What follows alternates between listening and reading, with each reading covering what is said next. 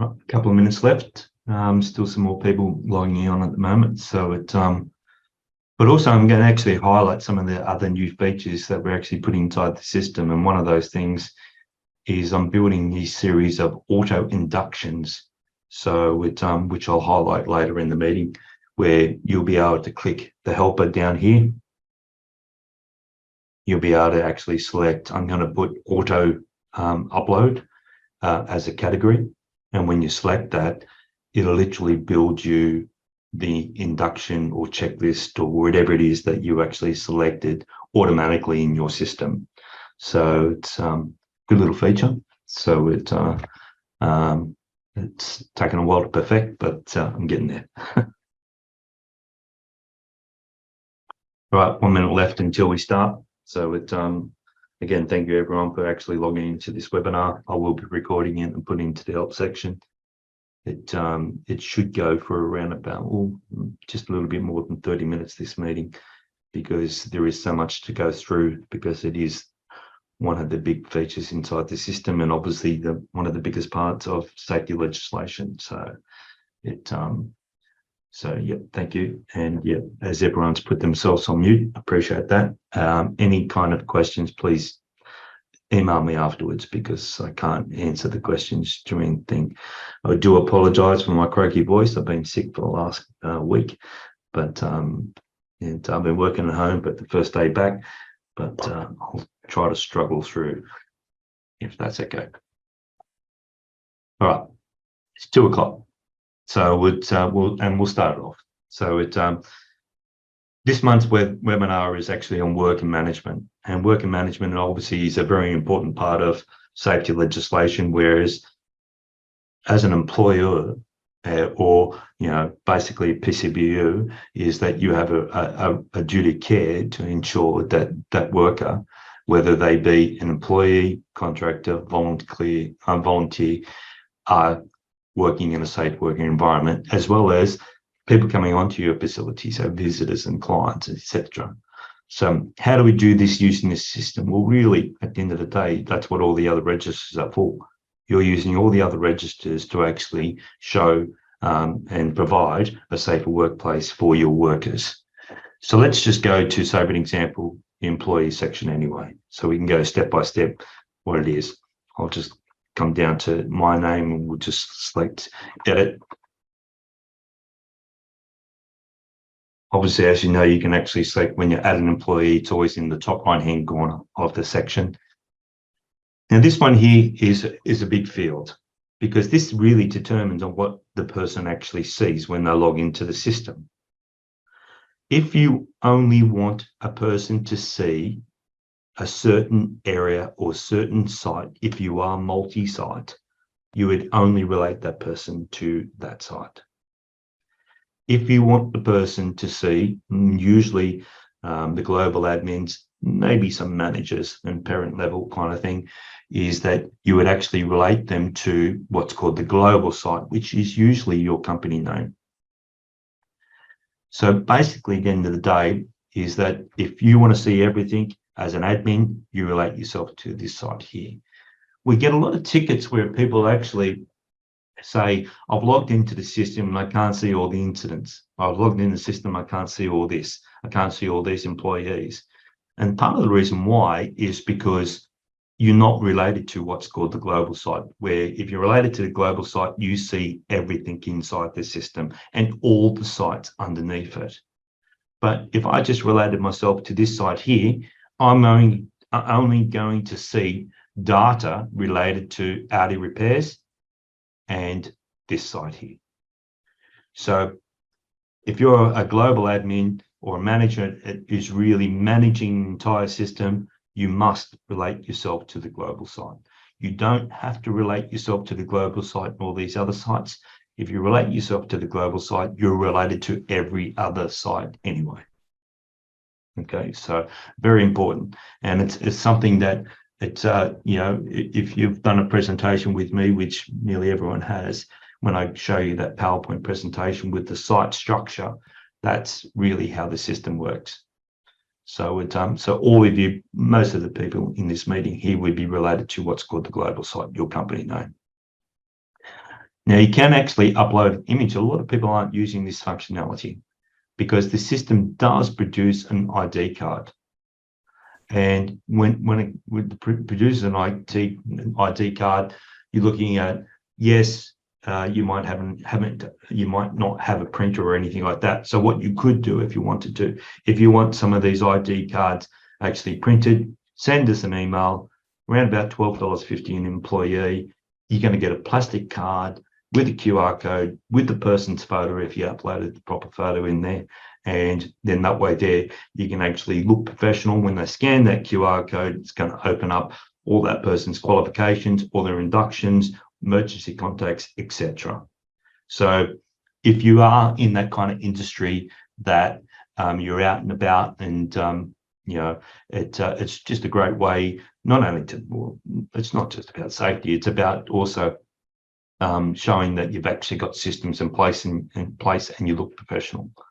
So if you do want to actually know more about that, please don't hesitate to email me or the girls.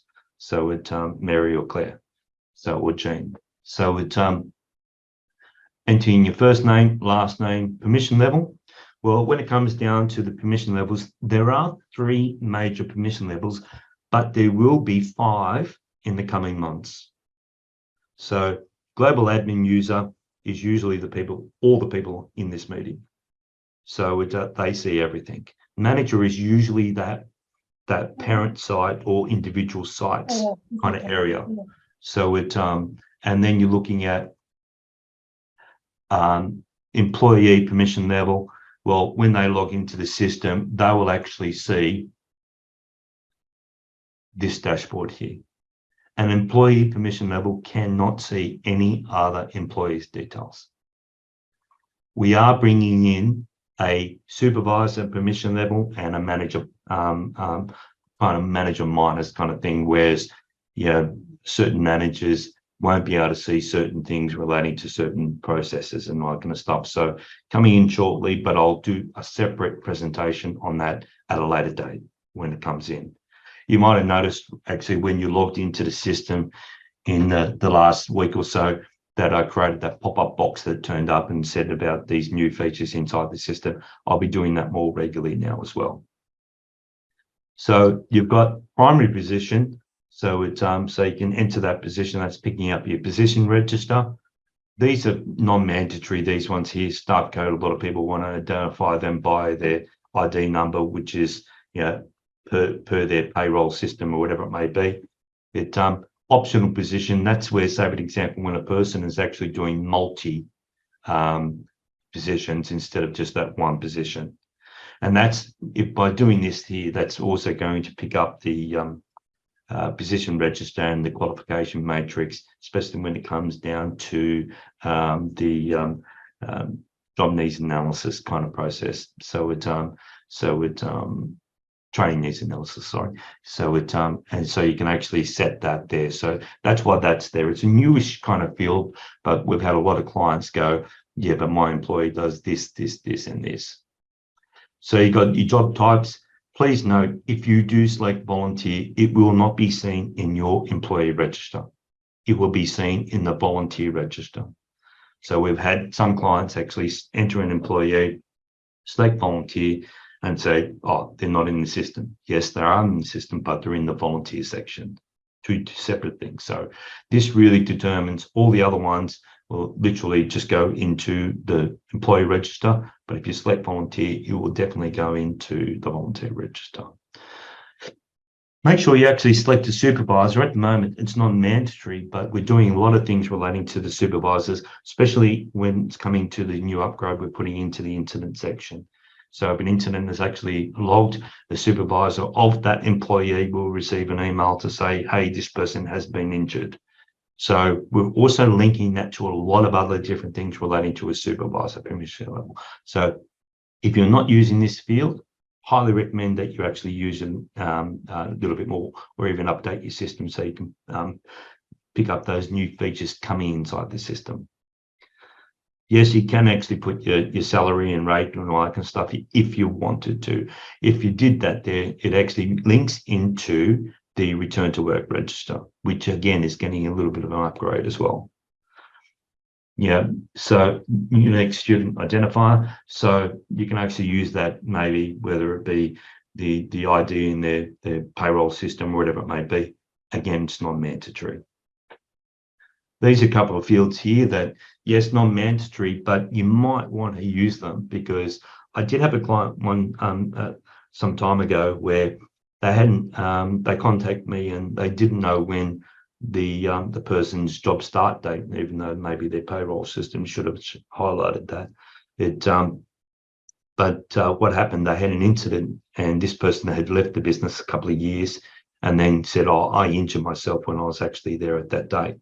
So when I look back, they actually weren't actually employed in that period of time when they actually said they were injured. So it's just something that you might want to actually put inside there, and job end date. Because also with the new report section, we're going to be building a lot of different reports relating to that. Yes, you got the phone number and you got the mobile phone number. If you actually wanted to use the notification section, which a lot of people are not using, where you can actually send notifications out via email or SMS in bulk to all your employees, well, obviously they're going to need to have a mobile phone number inside here. So if you do want to actually communicate with your employees by SMS, yeah, you need to put it in there. So it just leave this field as it is. You can put their date of birth and that kind of stuff inside there, and you can actually fill all these other fields and so forth inside this section. This is something which is a very used field in certain kind of companies, but a couple of companies are still not using this field as much as they should. So you can enter qualifications to an employee. This is your list. So you create this list by that green plus sign, or when we actually started up your system. Have an alert date and expiry date. Please note you must actually select on the calendar to actually lock that in. Do not type into that field. It will not hold. And the reason being, like just say for example, if you actually selected format in an Excel spreadsheet, there's 20 different ways to actually log in an incident and a time and date kind of thing. So that's why that is set there, because of the database. So the alert date is you want to get notified that, hang on a sec, Phil Bamford's first aid is actually expiring maybe 6 weeks or 8 weeks in advance, because you got to book in for all the first aid with everything else. So so this is the alert date prior to the actual expiry date. Please note it will also go into the employee's to-do list to say the qualification of bus license A levels is expiring. So so you do need to set both those dates. Now, some of your qualifications, you might say, well, they don't have an expiry date. We'll just leave it blank. That's why they're not mandatory. Uploading a certificate inside here. Well, when it comes down to when you upload a certificate here, it usually will be a scanned document of some sort. So just please note that when you actually scan a document, even though it says it's a PDF, it's not a true PDF. It's an attachment. So open up that document, you're checking it anyway, save as PDF, and then upload it, and it'll upload perfectly. If you don't, sometimes you might have trouble depending on the system or your computer kind of thing that you're using. So it depends on that. But if you do have a problem uploading a document, that is the problem. So you can enter as many qualifications as you wish.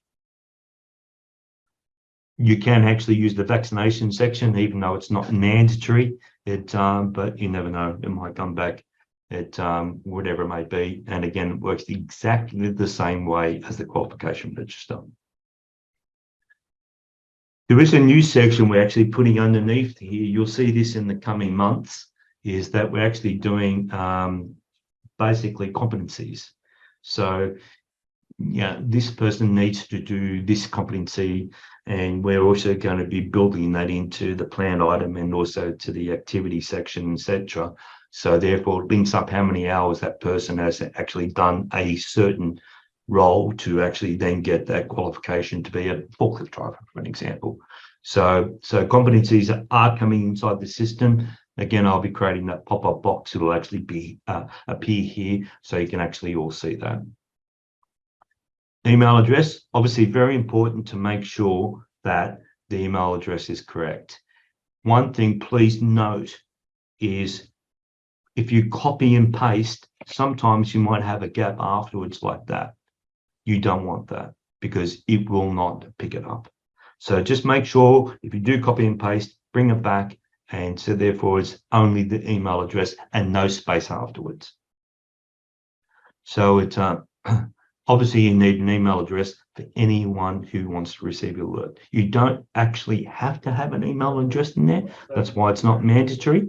But if you want to email out your inductions or do alerts and all those different things, and especially notifications as well, you really want to make sure that that is correct and the appropriate address. So it, then you've got your username and password. Now the system automatically generates a password, but your username, try to make it simple as possible and not up on lowercase. Usually, you know, it's totally up to you how you want to do it, but I would make it something that the person can actually definitely remember. So it and then make sure you select update. I've had some people put in tickets where they've entered all their details and they say, I didn't actually hold. Well, they didn't select update. So it so once you actually enter the employee's details, it'll go into the employee register. Now let's just say now that's a new employee. I'm a new employee and I've been entered inside the system. Now you want to send me my username and password so I can log into the system. We've done this new upgrade into this section here. It has been in the system for 6 months, but it's a great little upgrade. So all you have to do, these tick boxes have always been there, where you can actually select this button there to select the entire register. But if I come down here and go send username and password, it will email out me an email. Hi, your username is this, and then have a button there, reset your password. So they reset their password for whatever they want it to be, because privacy rules highlighting that as an admin manager or whatever it may be, you shouldn't know their person's username and password and log in as them. So they set their password, and then that way they can actually remember the username and password quite easily. So if someone actually says to you, oh, sorry, I forgot my username and password, all you got to do is tick that box, send username and password. It'll send them their username, and then they reset the password to wherever they may be. So you can, though, if you wanted to, instead of doing that process, tick that there and go reset password and enter a new password for that person, knowing that you can actually see their username via the view button. So if I select view next to this person, when my internet finally gets through, it'll actually highlight the username, but then you're looking at, then I can go reset password on either the employee register or reset password here to actually reset that password for that individual person. So when an employee logs into the system, as mentioned before, they can actually see this page here. They can come to my profile and they can actually update the username and password here as well. So they can update the username, reset their password, and update it like that. So an employee always has that ability to do so. But if you wanted to actually see your employees' usernames, you would actually come here, publish register, and you go publish in CSV file, not Excel, CSV. So it's publish, and that will publish all the employees' details, the site, their position, the email address, but also their username. It will not publish their password because of privacy reasons. So it's very important, say for an example, with all the other facets of the system, is you're building all these different things to provide a safe workplace for that. But this is a great place for you to actually identify that what qualifications these people need to actually undertake a certain role. So those roles then will obviously, certain roles will be depending on not only the qualifications and competencies coming in, but also the risks or hazards that are involved with. So in saying that, I've just built this new induction inside my demo system where it's literally inducting your employees into hazard management and their duty of care. So I've done one for employees and one for admin. If I select view next to this, so I go over what is a hazard, what is a risk, employees' duty of care, employees' duty of care, but also, I should add that to there, is that how to actually log a hazard, how the hazard register works. They select next. They will actually watch this 4 to 5 minute video that I've created here on educating them on what is a hazard and what is a risk. So major thing, fundamental of safety legislation in keeping a worker safe in your workplace. So they answer a series of questions. Next, they watch how the hazard register works. So when an employee logs into the system, they can see the hazard register. They can't see the incident register because of privacy reasons, but they need to see the hazard register. So they can actually see how that works, answer the questions, and then this is how to log a hazard step by step, and then they answer the questions. So if you want to actually have that induction for the admin manager one also goes in how to assess it, how to develop a control measure, how to set actions, how to update the risk matrix, all those different things as well. If you want to actually have that inside your system, I've nearly finished it. Give me a couple of days because it's a big task. I'm actually going to be putting another category inside here, which is templates. And I'm going to be building the hazard one as an auto build. So when you actually select build hazard induction for employees, it will automatically build it within your system. And same thing for admin and managers. Why do you really should actually have that inside the system?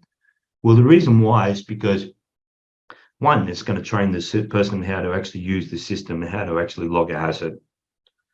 But also, it's also educating them on their duty care to actually provide a safe workplace and actually identify hazards and notify staff, management and supervisors that there is a hazard in the workplace.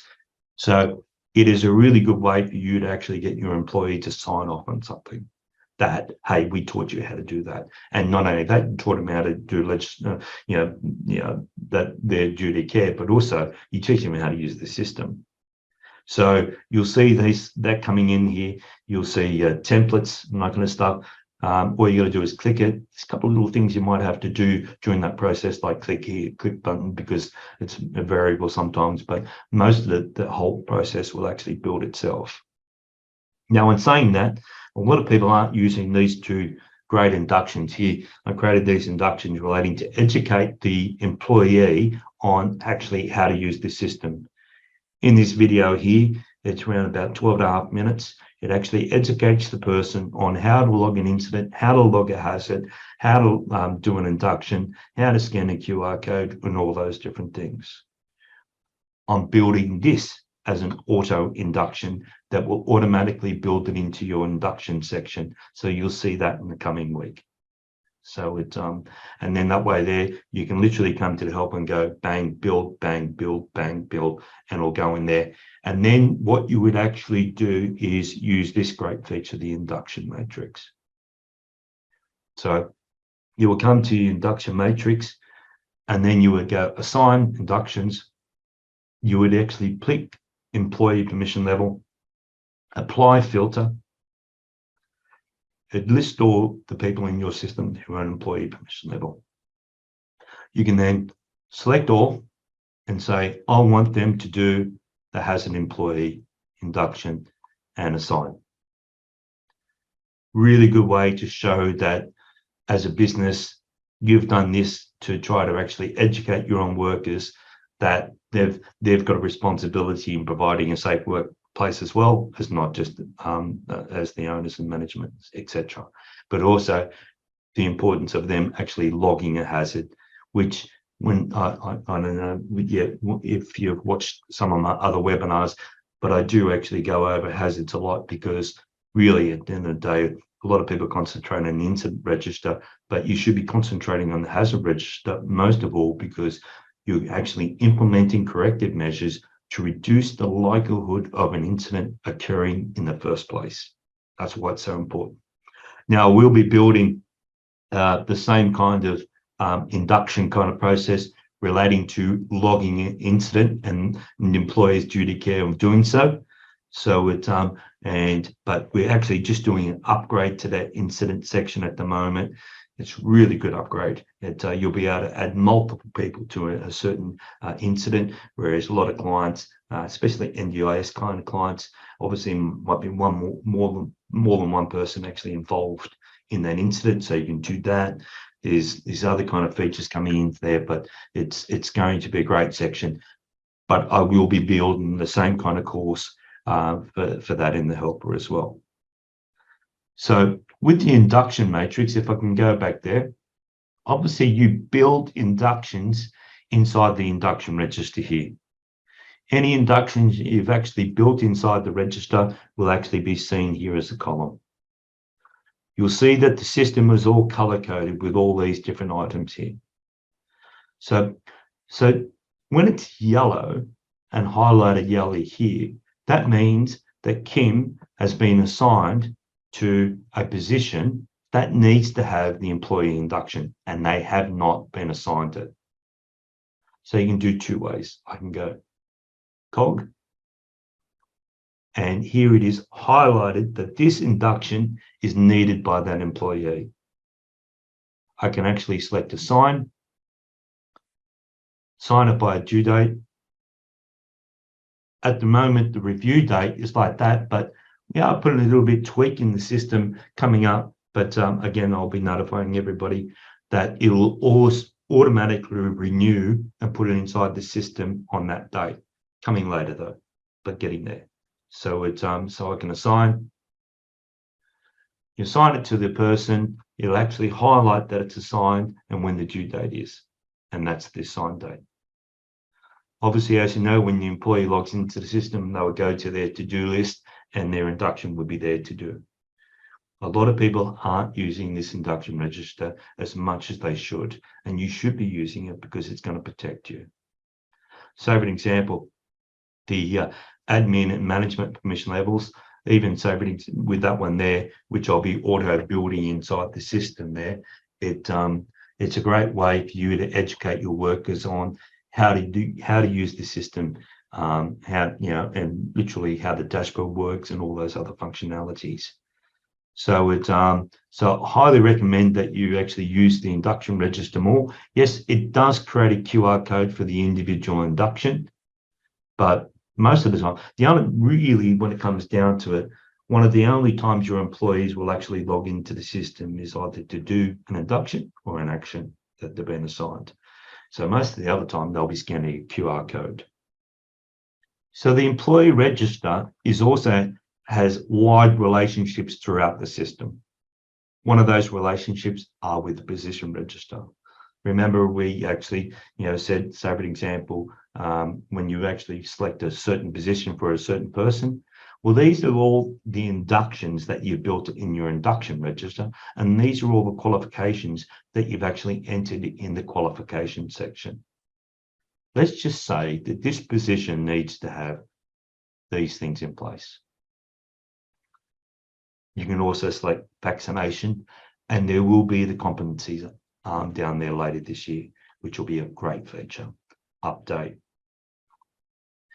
When a person is actually assigned to that position and they do not have the qualifications entered inside the employee register, that's what creates the qualification matrix, and that's what turns this yellow. This yellow is highlighting the training needs analysis.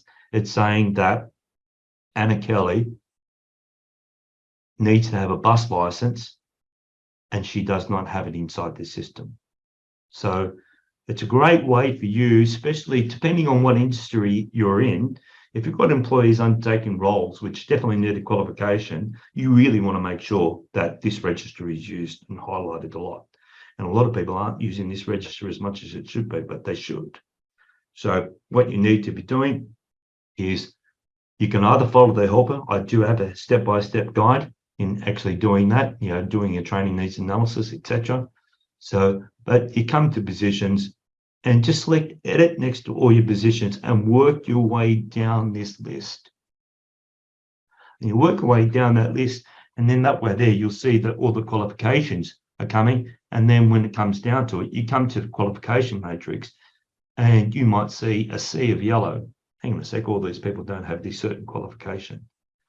So it's just one of the biggest kind of risks to a company is having an employee not have the appropriate qualifications to undertake that role, as well as not having an employee inducted into certain kind of processes. That's why this section is such an important section. And these two fields are fields, if you're not using them, you should be. If you want to learn how to use them better, please, as you know, do not hesitate to book in via the website, book a training session. So if I select this site here, and if I can contact us, book a training session, then you can book in a training session. There is no charge for those training sessions, as you know. So you can publish every register in a variety of reports. But a lot of people don't realize with this induction register, you've even got graft reports. So if I publish that there, you've got a whole series of graft reports that you can actually produce on all your sites and all your different inductions. Again, it's a great way to then for you to publish that there and actually highlight to your board or whatever it may be, hey, these are all the inductions over all these different areas or different sites. So it's I know I've already gone on for 30 minutes, but obviously, I can actually talk underwater even with a bad voice. But I will go over the contractor section briefly because we are doing there's a couple of major upgrades coming inside the system. There's a big major upgrade coming to the incident section, big major upgrade coming to the contractor section. And one of the big things coming into the system is where you can actually build your own customized reports. Let's just go over the contractor section here. Yes, it is in the helper. It's in all the different guides and so forth to actually do that when this finally loads up. So if it's going to load up. So my internet's pretty poor. I'm sorry to apologize. Let me go back and check that again. I might do it then. There we go. So this register, red, orange, green. So when you actually enter a contractor inside into the system, you would enter all their details. This is the email that's actually sent out to them. Please note, if you say for an example, when it's got up here, location of work and so forth, you really want to actually start filling in those fields and making sure that you're putting the exact location inside there, because a new upgrade to the contractor section is going to be linking to the new upgrade to the activity section, and where you can actually say a certain activity needs certain qualifications, certain insurances, certain permits, certain whatever it is, and it's all going to interlink. You'll see that coming in by the end of the year. But the email sent out, you can actually change that, but it's a pretty good template. You can actually upload attachments to this email that's sent out, and you can add more than one attachment if you wanted to. You can actually select this icon here, and that will pick up when you actually select submit. You'll actually highlight the induction register where you can actually select a contractor induction. So will your contractors do this kind of process? Most of them will. We've got 15,000 contractors in our system, and my point of view, especially when I've had a couple of, our contractors won't do that. Well, if they want to get paid, they'll do it. That's for sure. So but you could do it if you wanted to enter the contractor's details inside the system, then go back and select edit and then select update contractor's details. They can follow a step-by-step guide. They enter all their details. This is the person that was literally your contact in the first section there. It automatically populates there. They can click here to do the induction. It will open up a new tab, so therefore they can always go back. Or if you send something then via that attachment in the email, they can actually upload that, whatever it may be that you want. They can enter qualifications with alert dates and expiry dates. They can add more employees or add more subcontractors. That's where the big change inside this upgrade is going to be happening. Whereas a lot of people go, hang on a sec, I need to make sure that the subcontractors got all their insurances and qualifications, such and such. So there is a new contractor portal coming out. It will be around about 3 to 4 months away, but it's going to be a very, very, very good feature to actually help you manage contractors under your duty care, but also manage their subcontractors instead of someone coming onto a site and going, well, who is that person? Oh, he's with this company and this is his car. So it's so again, I'll be highlighting a new webinar when that actually does come out. They can enter all their safe work methods, etc. They go through the basic fundamentals, but most of all, they enter their insurances inside the system. And this is where the other upgrade will be coming in here, where, you know, yes, you've only got set insurances and permits, etc. there, where you'll be able to add certain other criteria in there that you want them to upload. So like, say, for an example, working at heights, you've got working at heights till 10 meters and they've got working at heights over 30 meters. So 2 different insurances. So those kind of things are inside the system by listening to clientele and actually putting it inside the system. So you can actually publish this register again if you want to, you know, publish out who's actually expiring, all those different things. Just like a lot of clients do. If there's certain fields inside that publish register and the export, you go, oh, it'd be really good if it actually had that there so I can actually see that. Don't hesitate to put it in as a suggestion. You know, like, say, for example, we're always listening to the clients and we're always upgrading the system to, you know, to make it the best it can be. So we are doing some tweaks to the volunteer kind of section, which will allow, especially, but first of all, we've actually got to get the upgrade to the contractor and the couple of other sections, but volunteer section where it'll actually create all these kind of matrices and all that kind of stuff like it does for the employee. So, but coming. So with other things like want to just highlight is if you're not using this monitor, you should be.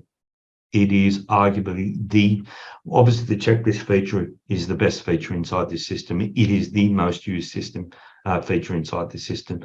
But if you're not using the monitor to monitor checklists that have not been done or have been done, you should be. If you want to know more about that, I have actually built a helper with new features here, how to do these different things. And when it comes down to it, I'll be updating this on a regular basis. If you want to know more about it, or, you know, kind of how that's going to work, please don't hesitate to book yourself in for a meeting, and then I can actually go through it. But when it comes down to it, most people have got certain checklists that they need to be seen done every single day. And you don't know if they're done or not, other than if you log into the checklist and see the log. Well, what this monitor does, it's like a great big table, and you've got big red crosses and big green ticks. So you can actually see if a person's done it or a person hasn't done it. It is a great feature. So if you're not using it, highly recommended. The smart forms, it's a good feature, very complicated at the moment, but we're actually putting some upgrades inside the system to actually make it a little bit simpler. So in this section there, yes, you can build different kind of forms and come back to it. A lot of people with the checklist feature, they go, yeah, we want to do something, but then we do half here, half there, whatever it is. Or you might do it 3 times a day over the day and then close it off. Well, at the moment, you can't do that with the checklist feature. You've got to complete the entire checklist till it's done. Whereas the smart form, you can come back to that. So but making a couple of tweaks, making it a little bit easier, and then after that, you'll be able to see that I'll be doing a webinar on that, but also I'll be building a couple of you know, smart forms inside here as templates. So, you know, build me a permit, build me a working at heights, whatever it may be. So it's certain things will go inside the system there. So it's yeah, so lots of things are happening in the background with the upgrades and so forth, as there always has been. But if you do need any help, please do not hesitate to book yourself in. You'll see this new template kind of thing. I'll actually put it underneath new features. I'll put templates, and then all you got to do is literally save an example. If I come down here and go auto enter safety plan. So I'm not sure if many of you actually use this functionality, but it's where I actually created an auto checklist inside this system too. So I need to update it because that was based on the old checklist feature instead of the new checklist feature. But that kind of helper will do will automatically build that hazard employee, hazard admin, manager inductions inside your system, and I highly recommend that you use it. So I will do a pop-up box when I finally got it done, because it is a big task. Anyway, I've talked for 40 minutes, didn't cough once. So which is, even though my throat's a bit rusty, as you could probably hear. Anyway, if you do need any help at all, please do not hesitate to book in, as I mentioned. You know that the girls and myself are always here to actually help you as much as possible. So and I know, like, when you put in the ticket and Jean and Claire get back to you literally straight away. You know, you can ask them any questions. So if they can't answer the question, they'll push it on to me, or sometimes maybe Michael if I'm busy. All right, take care, and hopefully I'll see you or speak to you in the coming weeks or months. Bye.